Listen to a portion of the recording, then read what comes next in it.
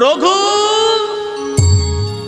এই রঘু, গেলা কোন কার্যান্তরে ওই গোপীনাথের সেবার তরে। গেলা কোন কার্যান্তরে গোপীনাথের সেবার তরে। শ্রী রঘুনন্দনে ডাকিয়ানি, শ্রী রঘুনাথে ডাকিয়ানি, আর শ্রী রঘুনন্দনে ডাকিয়ানি, রঘুনাথ নন্দনে ডাকিয়ানি, শ্রী রঘুনন্দনে ডাকিয়ানি। এই রঘু, বাবা তুমি আমায় ডাকছো? হ্যাঁ তোমায় ডেকেছি, কাছে এসো, সামনে এসো। এই যে বাচ্চা ছেলেটা দাঁড়িয়ে রয়েছে, এর সঙ্গে যদি আমি এখনই না যাই, ওর বাবাকে বাঁচাতে পারা যাবে না। এই রঘু, আমি ওই ছেলেটার সঙ্গে এখনই চলে যাচ্ছি। আর আজকে না আমার গোপীনাথের সেবাটা এখনো শেষ হয়নি, তাই আমি বলছিলাম কি, আমি ছেলেটার সঙ্গে গিয়ে ওর বাবার চিকিৎসা করছি, তুই একটু ওই গোপীনাথের পুজোটা আজকে একটু শেষ করে দে বাবা। যখনই বলেছি পুজোর দায়িত্বটা নে, রঘুনন্দন বলছি বাবা আমি কি করে গোপীনাথের সেবা করব? আমি তো গোপীনাথের কোনো নিয়ম জানি না। আগে ফুল দেয় নাকি আগে চন্দন দেয় না আগে ভোগ নিবেদন করে, আমি তো সব কিছু জানি না বাবা। আমি গোপীনাথের সেবা করব না, তুমি গোপীনাথের সেবা করে তবে তুমি চলে যাও। তোকেও সব কিছু জানতে হবে না, কিছু জানতে হবে না। একটা কথা বলবো, শোন, মায়ের কাছে যাবি, মায়ের কাছ থেকে এক থালা নাড়ু বানানো রয়েছে, মায়ের কাছ থেকে নিয়ে মন্দিরের ভেতরে গিয়ে শুধু গোপীনাথের সামনে বসে বসে কাঁদবি, দেখবি গোপীনাথের সেবা হয়ে যাবে। চলে যা, ঘরে কৃষ্ণ সেবা আছে, মাকে গিয়ে চা, মা দিয়ে দেবে। ঘরে আছে কৃষ্ণ সেবা, তারে যত্ন করি খাওয়াইবা। ঘরে আছে কৃষ্ণ সেবা, তারে যত্ন করে খাওয়াইবা।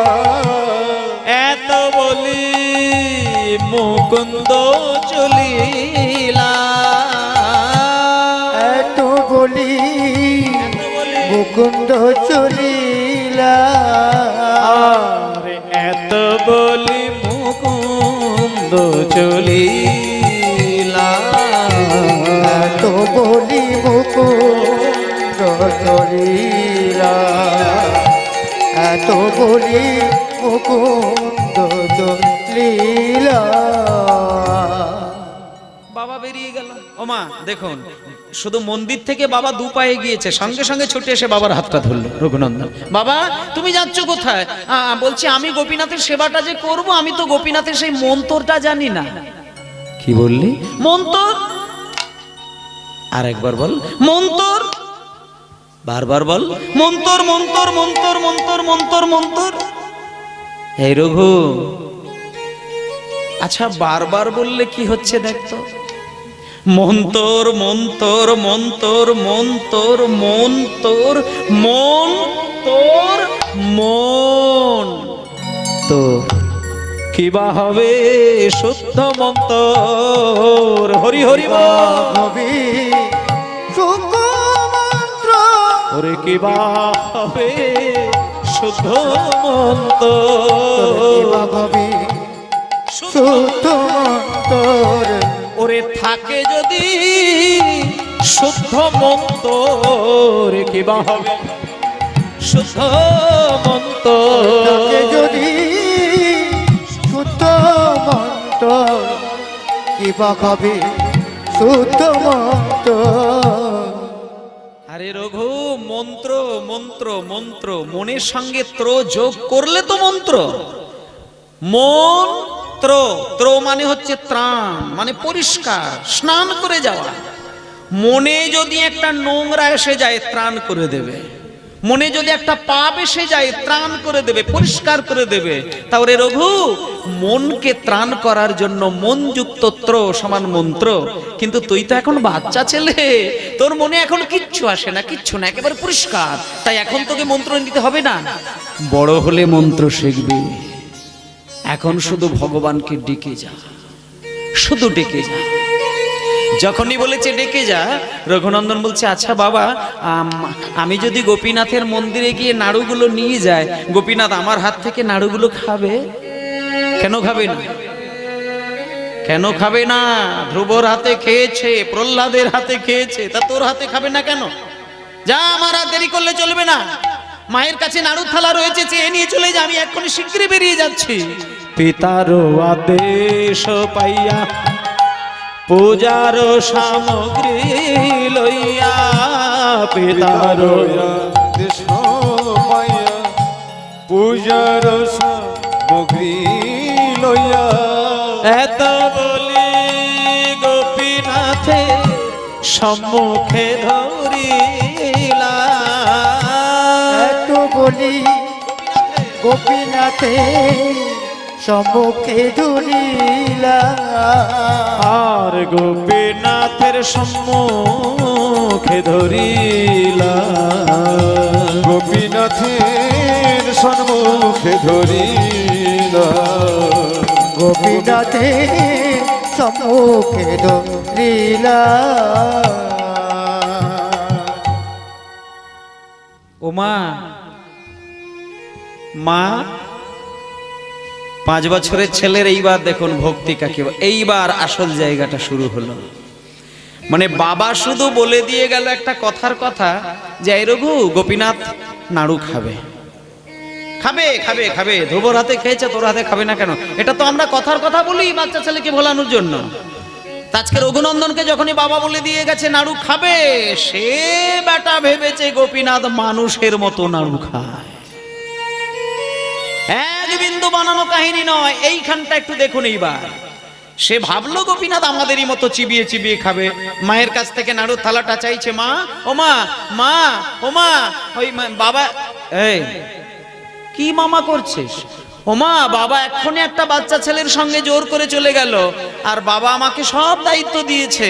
বাবা আমাকে বলেছে আজকে গোপীনাথের সেবা আমি করব, তুমি আমাকে নাড়ুর থালাটা দাও।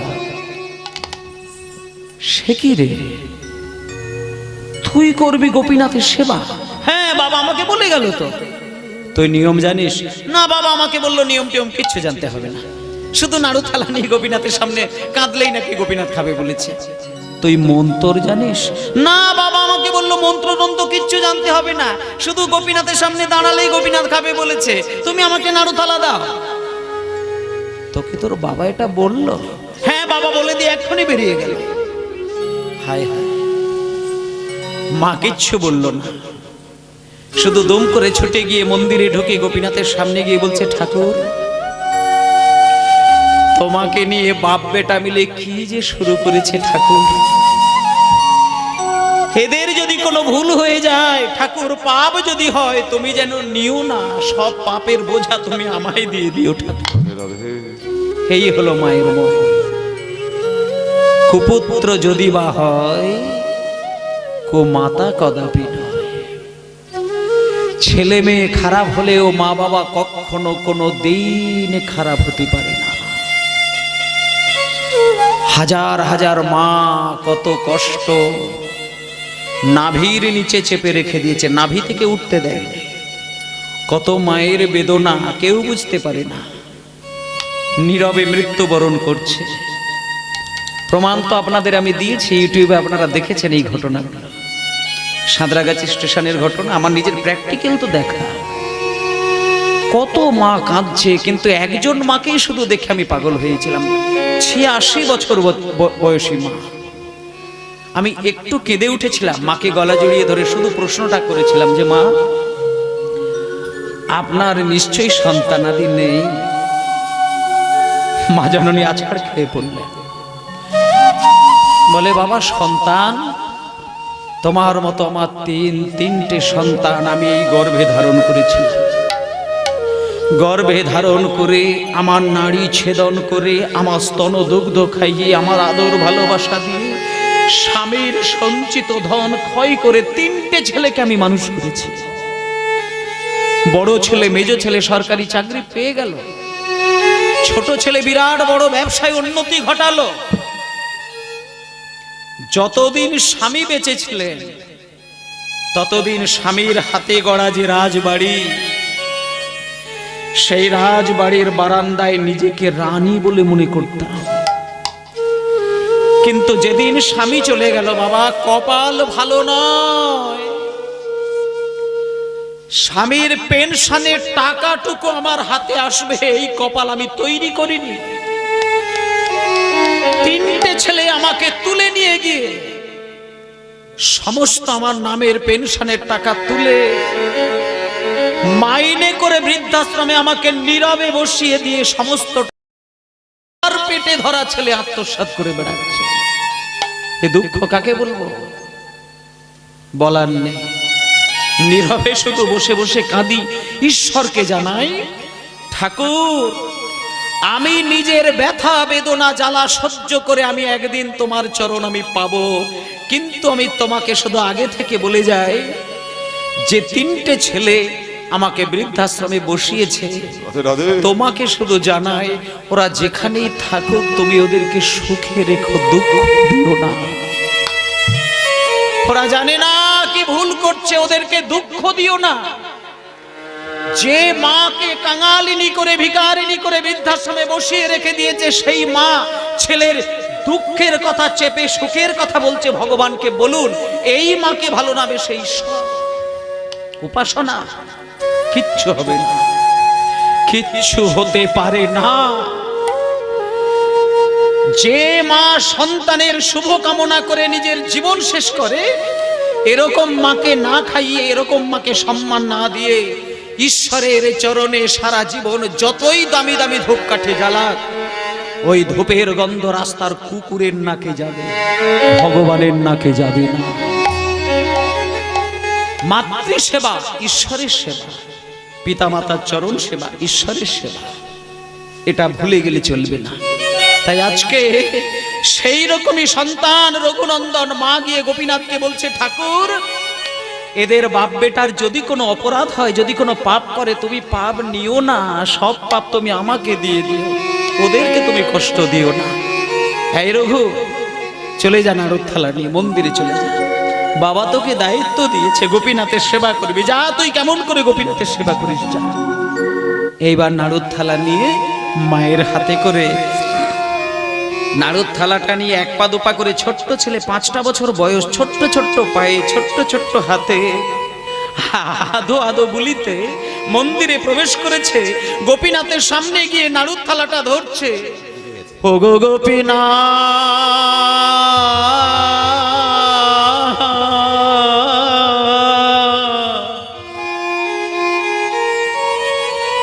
ও গো গোপীনাথ,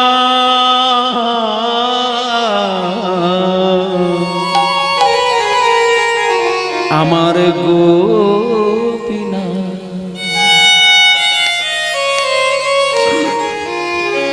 ঠাকুর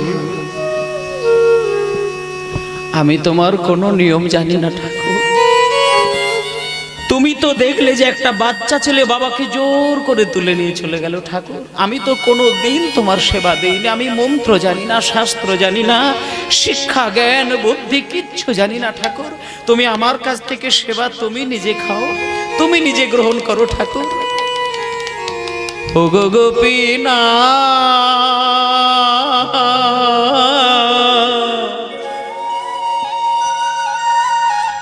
মায়েরা ছেলেটা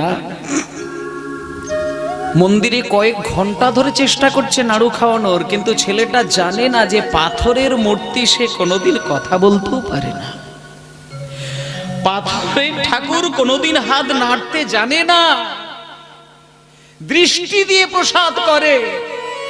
সে ভেবেছে মানুষের মতো নাড়ু খায়।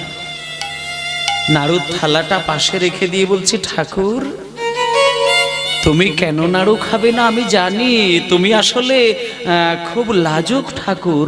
বাবা যখনই পুজো করে দরজা জানালা বন্ধ করে দেয়, আর আমি দরজা জানালা বন্ধ করিনি বলে খাচ্ছ না, তাই তো? ঠাকুর তুমি রাগ করো না, আমি দরজা বন্ধ করে দিচ্ছি, আমি জানালা বন্ধ করে দিচ্ছি। দাঁড়াও দাঁড়াও, আমি দরজা বন্ধ করছি, দাঁড়াও দাঁড়াও। দরজা বন্ধ করে দিল, জানালা বন্ধ করে দিল। এইবার থালাটা কাছে নিয়ে বলছে, ঠাকুর এসো। এত বলি গোপীনাথে সম্মুখে ধরিলা, এত বলি গোপীনাথের সম্মুখে ধরিলা, আর গোপীনাথের সম্মুখে ধরিলা, গোপীনাথের সম্মুখে ধরিলা, গোপীনাথের সম্মুখে ধরিলা। তুমি নাড়ু খাবে না? বাবা আমাকে বললো গোপীনাথের সামনে নাড়ু নিয়ে গেলে কাঁদলে নাকি গোপীনাথ নাড়ু খায়। তুমি খাচ্ছ না কেন ঠাকুর? তুমি খাচ্ছ না কেন? তুমি চুপ কর। ও এই দেখো দেখি, তখন থেকে আমি বলছি নাড়ু খাও নাড়ু খাও নাড়ু খাও, আর হাতে একটা বাঁশি ধরিয়ে রেখে দিয়েছি। হাতে যদি বাঁশি থাকে নাড়ু খেতে পারে। ঠিক আছে ঠাকুর, আমি আসলে এতক্ষণ দেখিনি ঠাকুর, আমি তোমার বাঁশিটা নামিয়ে দিচ্ছি। দাঁড়াও, আমি বাঁশিটা নামিয়ে দিচ্ছি, দাঁড়াও দাঁড়াও।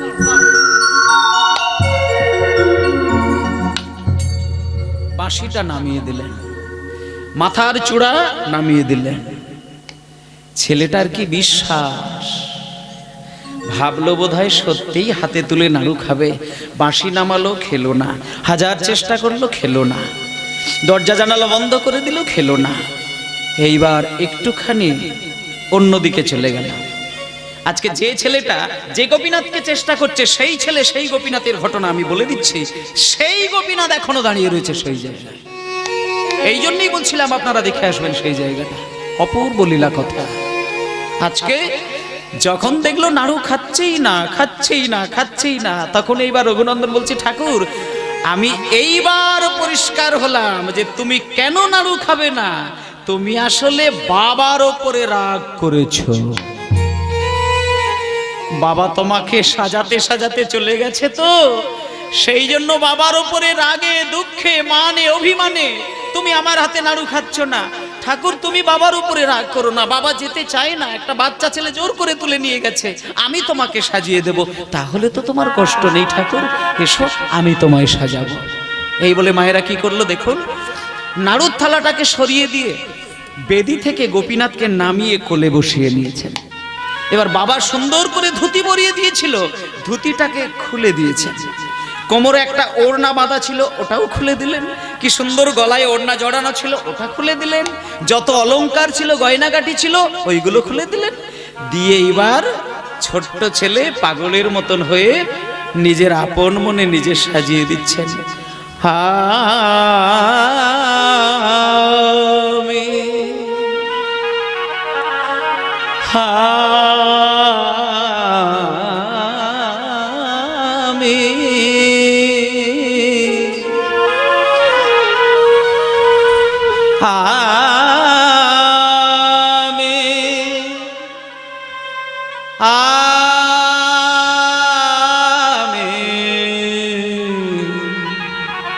ওমা সব সময় কিন্তু নাচের গানগুলো ভালো নয়।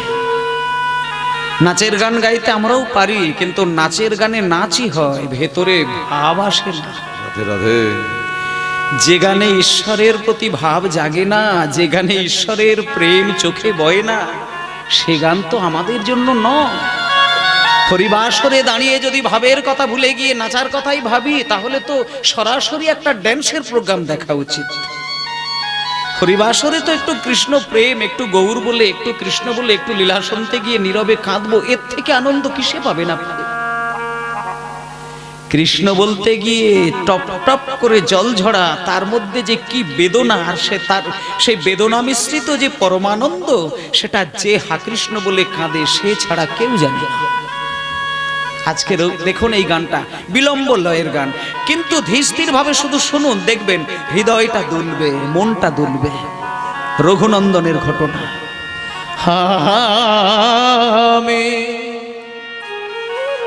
আমি সাজাবো তোমারে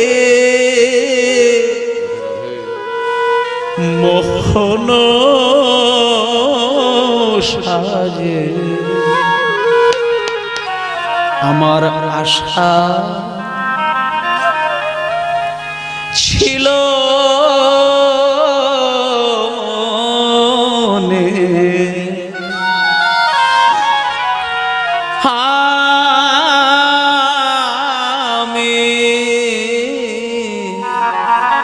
আমি সাজাবো তোমারে মোহন সাজে, আশা ছিল মনে মনে, আমি তাই গৌর হরি বল। তোমারে মগন সাজে, আশা ছিল মোর মনে, আমি সাজাবো তোমারে মগন সাজে, আশা ছিল মোর মনে।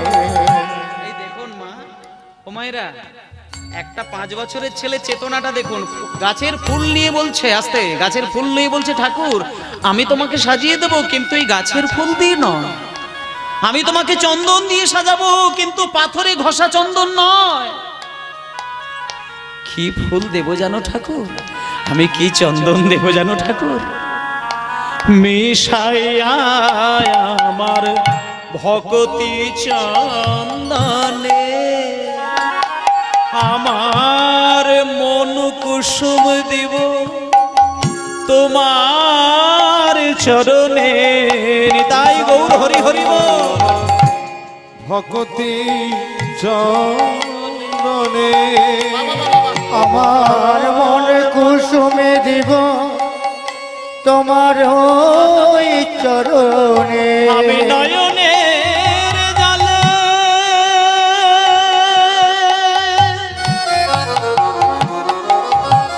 ধোয়াবো চরণ, আমি নয়নের জলে ধোয়াবো চরণ। এই আশা আমার, এই আশা ঠাকুর ছিল মনে, আমি সাজাবো তোমারে, নিতাই গৌর প্রেমানন্দে হরি বল। আশা ছিল মনে আমি মনে, সাজাবো তোমারে মগন সাজে, আশা ছিল মোর মনে, আমি সাজাবো তোমারে মগন সাজে, আশা ছিল মোর মনে। এইবার সঙ্গে সঙ্গে এইবার রঘুনন্দন এত সাজালো, এত ডাকলো, নাড়ু খেলো না। আচ্ছা আপনারাই বলুন না, গোপীনাথ বাঁশি নামিয়ে নিক, চূড়া নামিয়ে নিক, তাকে সাজাক কি না সাজাক, তাতে কি তার এসে যায়? সে তো পাথরের গোপীনাথ, সে তো কথা বলবে না, সে তো নড়বে না, সে কিছু বলতে জানে না, শুনতে জানে না, তাই জন্য সে কিছু বলেনি। কিন্তু রঘুনন্দন দেখছে, বাবা যে আমায় বলল গোপীনাথ নাড়ু খাবে, তবে কেন নাড়ু খাচ্ছে না? শেষের দিকে গিয়ে বলল, ঠাকুর তুমি যদি আমার হাতে নাড়ু না খাও, আমি আমার এই কালো মুখ আমি বাবাকে কখনো দেখাবো না, আমি তোমার সামনে মরবো গোপীনাথ, আমি তোমার সামনে মরবো। এই বলে ছোট্ট রঘুনন্দন ওই পাথরের বেদির উপরে মাথা ঠুকতে লাগলো। গোপীনাথ, গোপীনাথ, গোপীনাথ, ও গো গোপীনাথ,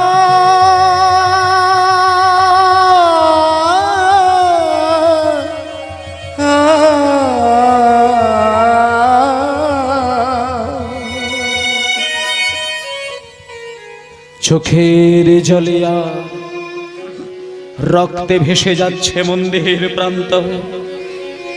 ওদিকে গোপীনাথ মনে মনে চিন্তা করলো, ওই ছোট্ট ছেলেটা তো বোঝে না যে আমি মানুষের মতো নাড়ু খেতে পারি না, আমি শুধু দৃষ্টি দিয়ে প্রসাদ করি মাত্র।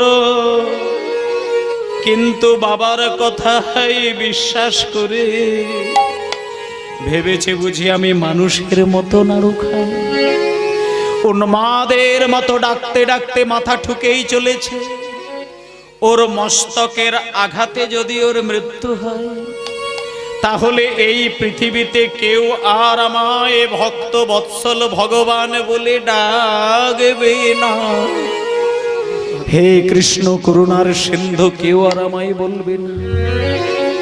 এইবার গোপীনাথের চিন্তা হলো, ছোট্ট ছেলেটা যদি মাথা ঠুকতে ঠুকতে মন্দিরে মরে যায়, কেউ তো আমাকে ভগবান বলে বিশ্বাস করবে না। ওমা, বাড়ির একটা আদরের ছোট্ট ছেলে সেবা দিতে গিয়ে মরে থাকবে, কোন মানুষ ভগবানকে বিশ্বাস করবে? বেদি থেকে ঠাকুরকে ফেলে দেবে, আদরের ছেলে ভগবানকে সেবা দিতে গিয়ে মরে আছে, এ ভগবানকে আমি সেবা দেব?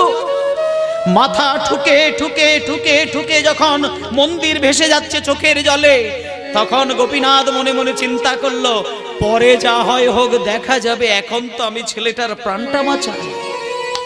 এই বলে রঘুনন্দন মাথা ঠুকেই চলেছে, মাথা ঠুকেই চলেছে। আর ওদিকে পাথরের গোপীনাথের মূর্তির ভেতর থেকে একটা ছোট্ট করে হাত বেরিয়ে রঘুনন্দন নাড়ু দে, নিতাই গৌর হরি বল। ও গুরু নাড়ু দে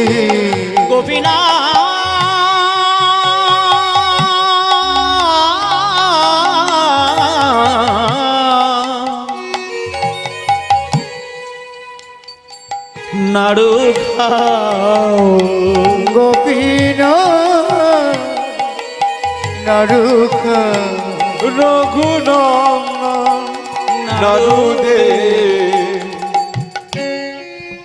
এইবার এক এক করে নাড়ু খেয়েই যাচ্ছে, খেয়েই যাচ্ছে, খেয়েই যাচ্ছে। এবার এক থালা নাড়ুর সবই প্রায় খেয়ে নিল, কয়েকটা পড়ে রয়েছে। এমন সময় রঘুনন্দন বলছে, ঠাকুর তুমি সব নাড়ু খাচ্ছ কেন? কই বাবা তো মন্দিরে রোজই আসে, কিন্তু বাবা তো কই বাবার হাতে তো তুমি এত নাড়ু খাও না ঠাকুর। তাছাড়া তুমি যদি সব নাড়ুগুলো খেয়ে নাও, তাহলে আমি প্রসাদ করব কি করে? এই কতগুলো নাড়ু আছে ঠাকুর, এগুলো তুমি খেও না, এগুলো রেখে দাম। হ্যাঁ রঘু, আমি এতক্ষণ খাওয়া শুরু করিনি, আর শুরু যখন করেছি, আমি যতক্ষণ পারবো তুই আমাকে দিয়ে যাবি, বাধা দিবি না। রঘুনন্দন নাড়ু দে ও গোপীনাথ নাড়ু খাও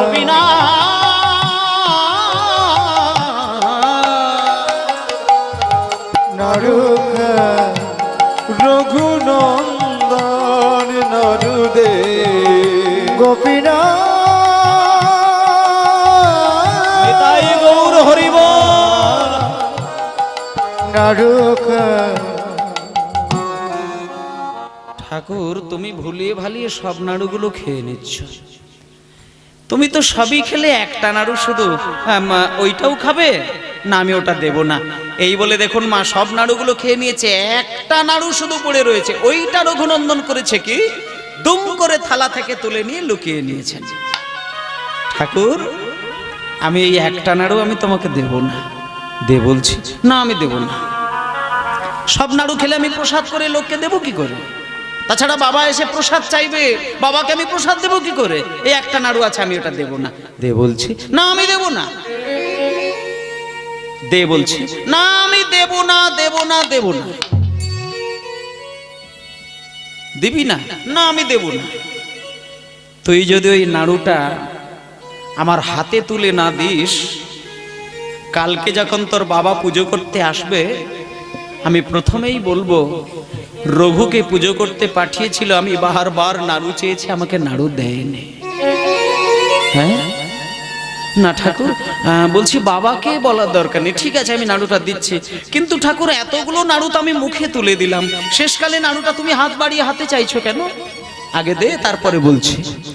এই বলে রঘুনন্দন ওই শেষের নাড়ুটা নিয়ে যখন গোপীনাথের ডান হাতে দিয়েছেন, সঙ্গে সঙ্গে গোপীনাথ ডান হাতে নাড়ুটি নিয়ে বলছে, ওরে রঘুনন্দন রে,